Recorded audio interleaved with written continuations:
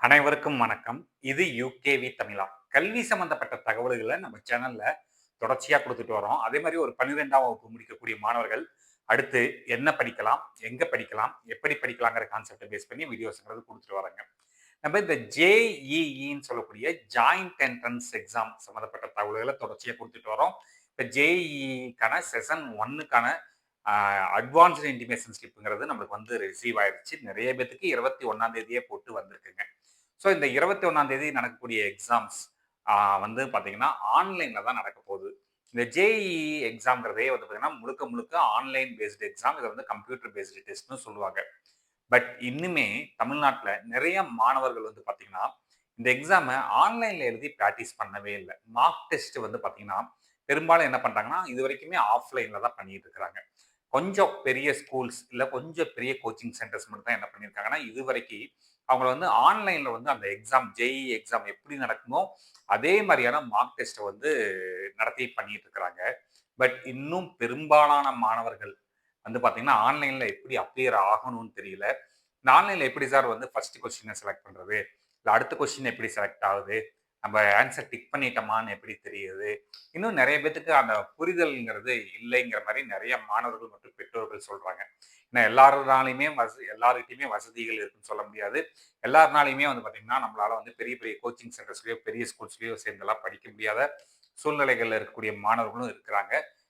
அதனால அவங்களுக்காக என்ன பண்றோம் அப்படின்னு பார்த்தீங்கன்னா, நெறைய பேர் வந்து ஆன்லைன் மார்க் டெஸ்ட் அப்படிங்கிறது நடத்திட்டு இருக்கிறாங்க. பட் அதுவுமே வந்து காஸ்ட் வைஸ் ஹையா போகுது சில இடங்கள்ல. அப்ப உண்மையாலுமே வசதிகள்லாம் இல்லாத குழந்தைங்க, சார் நாங்க என்ன சார் பண்றது? டைரக்ட்டா போய் எக்ஸாம் சென்டர்ல போய் உட்கார்ந்து, அதுக்கு மேல தான் நான் புதுசா ஆன்லைன்ல வந்து நான் பிராக்டிஸ் பண்ணணுமான்னு கேட்டா கிடையாது. இங்க ஃப்ரீயாவே மார்க் டெஸ்ட் எழுதலாம். சரிங்களா? ஸோ இதுக்காகவே என்ன பண்றாங்கன்னா, கவர்ன்மெண்ட் அதாவது நம்ம மத்திய அரசாங்கம்ங்கிறது வந்து என்ன பண்ணியிருக்காங்கன்னு பார்த்தீங்கன்னா, நீங்க ஃப்ரீயா ஸ்டூடண்ட்ஸ் வந்து மார்க் டெஸ்ட் எழுதி பார்க்கணும். Not only for JEE.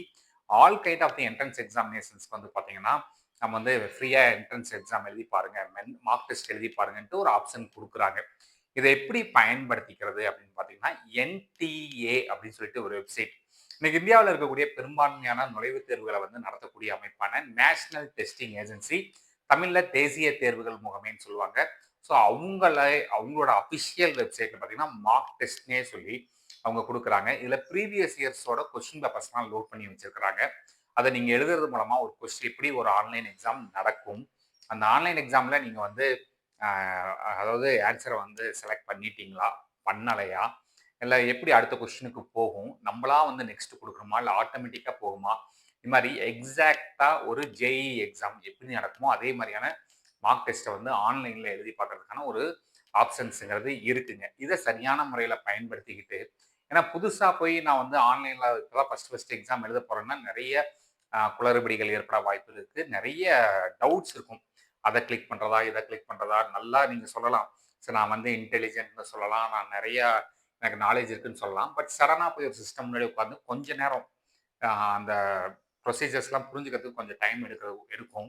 அப்ப அதுக்குள்ள வந்து நம்மளோட எக்ஸாமோட டியூரேஷன்ங்கிறது நமக்கு லி லிமிட்டட் தான். ஸோ அதுக்குள்ள குறையறதுக்கும் வாய்ப்புகள் இருக்குது. ஸோ இந்த மார்க் டெஸ்ட்ட எழுதி பழகிக்கலாம். ஸோ இந்த மார்க் டெஸ்ட்ட எப்படி யூஸ் பண்றது? மற்றும் வந்து பார்த்தீங்கன்னா, இந்த மார்க் டெஸ்ட்ல எப்படி கொஸ்டின்ஸ்லாம் வந்து செலக்ட் பண்றது? எப்படி நம்மளுக்கு வந்து இருக்கும் அப்படிங்கிற மாரியான ஒரு மார்க் டெஸ்ட்ட பத்தின ஒரு டீட்டெயில்டு விஷயங்கள பார்ப்போம். சரிங்களா? ஜேஇஇ மார்க் டெஸ்ட் எப்படி ஃப்ரீயாக எழுதுறதுங்கிறத பார்ப்போம்.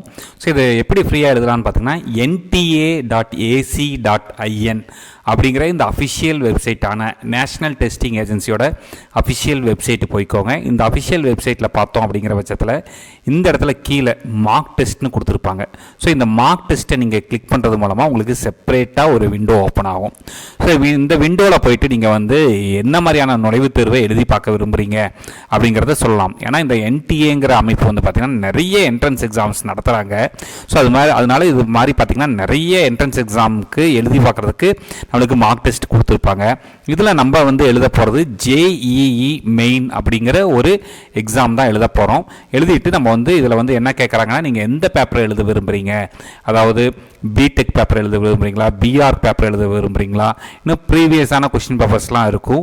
ஸோ அதெல்லாம் கொடுத்துருக்காங்க. நான் உதாரணத்துக்கு வந்து பார்த்தீங்கன்னா பிடெக் ஒரு 2020ஓட ஷிஃப்ட் 1ஓட கொஸ்டின் பேப்பர் எடுத்துக்கிட்டேன். இந்த இடத்துல ஸ்டார்ட் மார்க் டெஸ்ட் அப்படிங்கிறத கொடுத்துட்டேன்.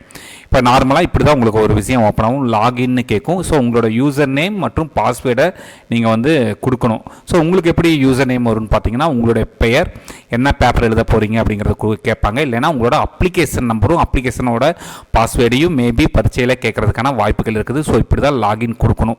ஸோ லாகின் கொடுத்தா நமக்கு வந்து பேசிக்காக ஃபஸ்ட்டு இன்ஸ்ட்ரக்ஷன் கொடுப்பாங்க. அதாவது இந்த எக்ஸாம்ங்கிறது எவ்வளோ நேரம் நடக்கும், எப்படி நடக்கும் அப்படிங்கிற இன்ஸ்ட்ரக்ஷன் கொடுப்பாங்க. நீங்கள் இங்கே லாங்குவேஜ் செலக்ட் பண்ணிக்கலாம். இப்போ நம்ம வந்து பெரும்பாலும் இங்கிலீஷ்லேயே வச்சுருக்கிறோம். ஸோ அதனால் ப்ராப்ளம் இல்லை, நான் இங்கிலீஷே வச்சுக்கிட்டு இங்கே நான் வந்து என்ன கொடுக்குறேன்னா, இந்த இடத்துல I have read all the இன்ஸ்ட்ரக்ஷன்ஸ்னு கொடுத்துட்டு இந்த இடத்துல ப்ரொசீடுங்கிறது கொடுக்குறேன். ஸோ ப்ரொசீடு கொடுத்ததுக்கப்புறம் நம்மளுக்கு இந்த மாதிரியான ஒரு விண்டோ ஓப்பன் ஆகிருதுங்க. ஸோ இதில் தான் நம்மளுக்கு இங்கே டைமிங் ஓட ஆரம்பிச்சிடும். மொத்தம் 3 மணி நேரம், அதாவது 180 நிமிடங்கள் இந்த எக்ஸாம்ங்கிறது நடக்கும். ஸோ இங்கே உங்கள் பேர் வந்துடும், ஜேடபிள்யூ மெயின் வந்துடும், எந்த டேட்டில் எழுத போகிறீங்கிறதெல்லாம் வந்துடும். ஸோ கொஷின்ஸுங்கிறது இப்படி தான் நம்மளுக்கு கிடைக்குங்க. அதாவது இந்த மாதிரி தான் கொஷின் 1ங்கிறது இருக்கும். இதில் வந்து நம்மளுக்கு 4 ஆப்ஷன்ஸ் வந்து ஆன்சர் இருக்கும். ஸோ அதை வந்து நீங்கள் கிளிக் பண்ணுறத இந்த மாதிரி நீங்கள் வந்து எந்த ஆப்ஷன்ஸை கிளிக் பண்ண விரும்புகிறீங்களோ அந்த ஆப்ஷன்ஸை வந்து நீங்கள் வந்து கிளிக் பண்ணிக்கலாம். சரிங்களா? ஸோ இதில் வந்து ஃபர்ஸ்ட் ஆஃப் ஆல் நான் வந்து என்ன பண்ணிக்கிறேன் அப்படின்னு பார்த்தீங்கன்னா, இங்கே நான் ஃபார் எக்ஸாம்பிள் ஃபஸ்ட்டு கொஷினில் நான் ஆப்ஷன் 2ங்கிறத செலக்ட் பண்ணிட்டேன். அடுத்து என்ன பண்ணணும்னா, நெக்ஸ்ட் கொஸ்டின் போகிறப்ப இங்கே டேரெக்டாக நெக்ஸ்ட்டு கொடுத்தோம்னா நம்மளுக்கு என்ன ஆகுது அப்படின்னு பார்த்தீங்கன்னா, நம்மளுக்கு வந்து கொஷின்ஸ் வந்து கரெக்டாக ஆன்சர் பண்ணியிருக்கோமான்னு கேட்டால் நாட் ஆன்சர்னு காட்டுது. ஏன்னா ஆரஞ்சு கலரில் பாருங்கள், இங்கே நம்மளுக்கு வந்து நாட் ஆன்சர்னு தான் காட்டுது. காரணம் என்னென்னா, நம்ம வந்து அதை வந்து சேவ் பண்ணவே இல்லை. ஸோ ஒவ்வொரு கொஷினுமே நம்ம வந்து கிளிக் பண்ணி முடிச்சுட்டு இந்த இடத்துல சேவ் அண்ட் நெக்ஸ்ட்னு கொடுத்தா தான் நம்மளுக்கு வந்து இந்த இடத்துல க்ரீன் கலர் காட்டும். க்ரீன் கலர் காட்டினா தான் நம்மளுக்கு வந்து ஆன்சர்டுன்னு அர்த்தம். இதே இந்த இடத்துல பாருங்கள், நான் வந்து ஆன்சரை வந்து நான் வந்து சும்மா ஏதோ ஒரு ஆன்சரை வந்து மார்க் பண்ணிவிட்டு நான் நெக்ஸ்ட்னு போகிறப்ப அடுத்த கொஷினுக்கு போயாச்சு. பட் வந்து என்ன அப்படின்னு பார்த்தீங்கன்னா, நமக்கு வந்து அன்ஆன்சர்டு தான் காட்டுது. இந்த மாதிரி மொத்தம் நமக்கு வந்து 180 கொஷின்ஸ், இது உதாரணத்துக்கு இங்கே வந்து ஒரு 75 கொஷின்ஸ் வந்து நம்மளுக்கு இருக்குதுங்க. சரிங்க, மொத்தம் 180 மினிட்ஸ்க்கு வந்து இந்த எக்ஸாம்ங்கிறது நடக்குங்க. 3 ஹவர்ஸ் நடக்கும். ஸோ இப்போ நீங்கள் வந்து ஒவ்வொன்றா நம்ம வந்து என்ன பண்ணலாம் அப்படின்னு பார்த்தீங்கன்னா, நீங்கள் ஆன்சரை கொடுத்து சேவ் அண்ட் நெக்ஸ்ட் தான் கொடுக்கணுமே தவிர்த்து நெக்ஸ்ட்னு கொடுக்கவே கூடாது. சரிங்களா? அப்படி நெக்ஸ்ட்னு கொடுக்குற பட்சத்தில் நம்மளுக்கு என்ன ஆகும் அப்படின்னு பார்த்தீங்கன்னா, உங்களுக்கு சேவ் ஆகாமல் ஆன்சர் ரெடி ஆகிட்டே இருக்குங்க. ஸோ அப்போ என்னென்னா, ஒவ்வொரு டைமும் நான் வந்து சேவ் அண்ட் நெக்ஸ்ட் தான் நம்ம வந்து கொடுக்கணும். ஆன்சர்ஸை கரெக்டாக சூஸ் பண்ணணும். ஸோ இந்த இடத்துல உங்களுக்கு இப்போ 75 கொஸ்டின்ஸ் மொத்தம். ஸோ இந்த 75 கொஸ்டினில் நீங்கள் வந்து கரெக்டானு சொல்ல முடியாது. நீங்கள் ஆன்சர் பண்ணியிருந்தீங்கன்னா க்ரீன் கலரில் வரும். ஆன்சர் பண்ணலைன்னா நம்ம வந்து இந்த மாதிரியான ஒரு ஆரஞ்சு கலரில் வரும். அதே மாதிரி 75 கொஷினும் அட்டன் பண்ணுவோமான்னு கேட்டால் 75 கொஷினும் அட்டன் பண்ண தேவையில்லை. ஏன்னா இதில் கண்டிப்பாக நெகட்டிவ் மார்க்கிங் இருக்குங்கிறனால நம்மளுக்கு நல்லா கரெக்டான ஆன்சர் தெரிஞ்ச கொஷின்ஸை மட்டும் அட்டன் பண்ணலாம். சில பேர் வெறும் 30 கொஷின் மட்டும் அட்டன் பண்ணுவாங்க, சில பேர் வெறும் 40 கொஷின் மட்டும் அட்டன் பண்ணுவாங்க, 50 கொஷின் மட்டும் அட்டன் பண்ணுவாங்க, தெரியாத கொஷின்ஸை விட்டுருவாங்க. ஸோ இந்த மாதிரி போயிட்டே இருக்கலாம். இது வந்து இங்கே பார்த்திங்கன்னா மார்க் ஃபார் ரிவ்யூ இதெல்லாம் வந்து பார்த்திங்கன்னா நம்மளுக்கு வந்து இங்கே அதாவது இந்த மார்க் டெஸ்ட்டு கொடுத்துருக்காங்க. பட் ஆன்லைன் எக்ஸாமில் ஒரிஜினல் அப்படி நடக்குமான்னு தெரியாதுங்க. ஸோ முடிஞ்ச அளவுக்கு நீங்கள் வந்து இந்த ஆப்ஷன்ஸை வந்து யூஸ் பண்ணிக்கோங்க. மேக்ஸிமம் சேவ் அண்ட் நெக்ஸ்ட்னு கொடுத்துருங்க. இப்போ நீங்கள் எழுதி முடிச்சிட்டிங்க, திடீர்னு ஒரு 2வது கொஷினுக்கு நம்மளுக்கு வேறு ஆன்சர் தோணுது அப்படின்னா இந்த இடத்துல நீங்கள் கிளியர் கொடுத்தீங்கன்னா உங்களுக்கு வந்து இந்த இடத்துல நீங்கள் ஆல்ரெடி கொடுத்துருக்க ஆன்சர் மாறிட்டு நம்ம அடுத்த ஆப்ஷன்ஸை கொடுத்துட்டு நம்ம வந்து என்ன பண்ணிக்கலாம்னா சேவ் அண்ட் நெக்ஸ்ட்னு கொடுத்துக்கலாம். ஸோ இதில் வந்து இப்படி தான் வந்து நமக்கு வந்து நீங்கள் எந்த கொஸ்டின் வேணாலும் எழுதலாம். அதாவது எடுத்தோடனே first question, second question, third question தான் போகணும்னு கிடையாதுங்க. நீங்கள் வந்து உதாரணத்துக்கு ஒரு 69th கொஸ்டின் போகணும்னா 69th கொஸ்டினை கிளிக் பண்ணலாம். 70th கொஸ்டின் போகணும்னா 70th கொஸ்டினை கிளிக் பண்ணலாம். ஸோ எந்த கொஸ்டினை வேணாலும் நீங்கள் கிளிக் பண்ணலாம். அதை வந்து உங்களோட ஆப்ஷன் தான். அதில் வந்து 1 2 3 4 5 6 அப்படி தான் போகணும்லாம் கிடையாது. ஸோ இப்படி தான் ஒரு மார்க் டெஸ்ட்டுங்கிறது நடக்கும். ஸோ இந்த லீவில், அதாவது இந்த பொங்கல் லீவில் நீங்கள் மாணவர்கள் பெரும்பாலும் இதை ட்ரை பண்ணி பார்த்துக்கோங்க. அதாவது இது யாருக்கு சொல்கிறேன்னா, இது வரைக்கும் நான் வந்து ஆன்லைனே போகலை சார், இது வரைக்கும் நான் மார்க் டெஸ்ட்டே போகலை, மார்க் டெஸ்ட் வந்து போயிருக்கேன் பட் ஆஃப்லைனில் தான் போயிருக்கேன் அப்படிங்கிற மாணவர்களுக்கு, ஏற்கனவே நல்லா நான் நிறையா டைம் ப்ராக்டிஸ் பண்ணியிருக்கேன் அப்படிங்கிறவங்க நீங்கள் வந்து ப்ரைவேட்டாக நிறையா மார்க் டெஸ்ட் வந்து கொடுத்துக்கிட்டு இருக்காங்க. நீங்கள் அதுக்கு போகலாம். பட் வந்து என்கிட்ட அந்தளவுக்குலாம் வசதி வாய்ப்புகள் இல்லை அப்படிங்கிற ஸ்டூடெண்ட்ஸ் இந்த விஷயங்களை நீங்கள் வந்து பயன்படுத்திக்கோங்க. இந்த மாதிரியான கண்டினியூஸாக உங்களுக்கு பல்வேறு வகையான படிப்புகள், பல்வேறு வகையான கவுன்சிலிங் மெத்தடுகள், பல்வேறு வகையான கட் ஆஃப் தகவல்கள் சம்மந்தப்பட்ட டீட்டெயில்ஸ் வேணுங்கிறவங்க யூகேவி தமிழா அப்படிங்கிற இந்த யூடியூப் சேனலை சப்ஸ்கிரைப் பண்ணிக்கோங்க. மற்றும் இந்த வீடியோ உபயோகமாக இருக்கு நீங்கள் ஃபீல் பண்ணிங்கன்னா உங்களுக்கு தெரிஞ்ச மாணவர்கள் மற்றும் பெற்றோர்களுக்கு இந்த வீடியோவை ஷேர் பண்ணுங்கள். மிகவும் நன்றி.